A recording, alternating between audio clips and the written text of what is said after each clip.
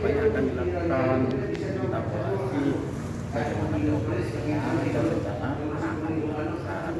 Nah, pada saat rapat tadi ada beberapa yang terungkap yang sudah dilaksanakan, seperti pertama adanya peraturan perundang-undangan yang sudah dibuat, yaitu SK tentang tim terpadu, usul bupati tentang tim terpadu sudah dibuat.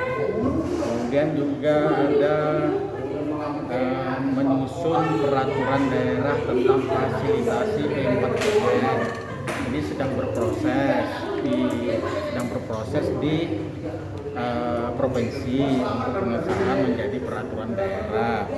Kemudian DSKPD sudah dibentuk satgas untuk P4GN ini di masing-masing satuan kerja. Nah, kemudian juga telah dilakukan deteksi dini terhadap tes urin.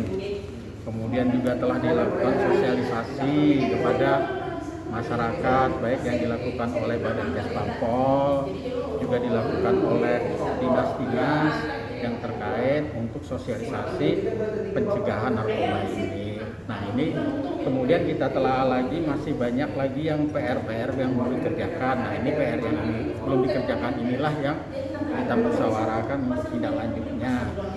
Salah satu PR-nya adalah tentang rehabilitasi terhadap pengguna atau pecandu narkoba. Nah, ini yang belum kita pikirkan. Nanti rehabilitasinya ini bisa kita usulan dari rapat tadi, ada yang menghendaki akan memakai rumah sakit Haji Bu Yasin yang kemarin dipakai untuk penanganan COVID.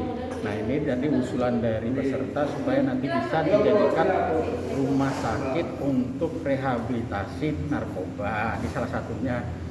Kemudian juga untuk di tahun 2022 direncanakan juga akan dilakukan anggaran tes urin yang dilakukan oleh Dinas Kesehatan. Mudah-mudahan nanti bisa terrealisasi. Yang menjadi penting fokusnya tadi sesuai yang disampaikan oleh Kasat Narkoba tadi, perlu ada tempat untuk penanganan rehabilitasi pengguna narkoba. Seperti itu. Kalau dari Badan Kesbangpol sendiri Pak sudah melakukan aksi apa Pak untuk P4GN?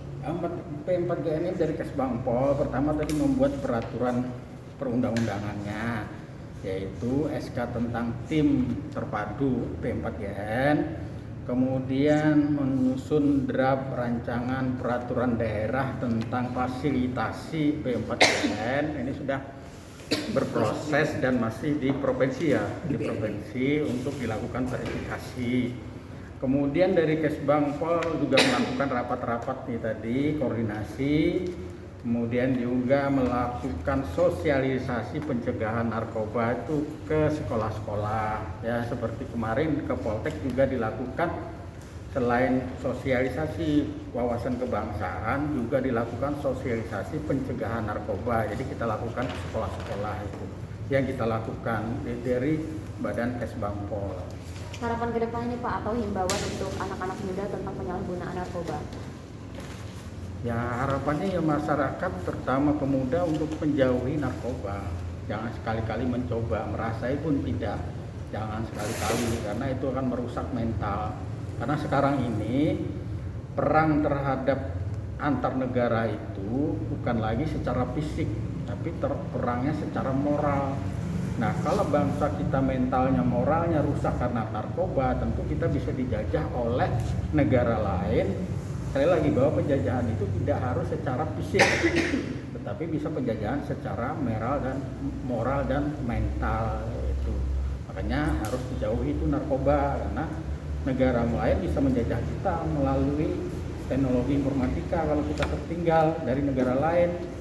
Salah satunya ya negara lain tentu senang sekali kalau anak-anak muda kita terpengaruh dengan narkoba, jadi mentalnya tidak kuat. Siap, terima kasih Pak. Ya. Jadi, Sudah Pak, cukup.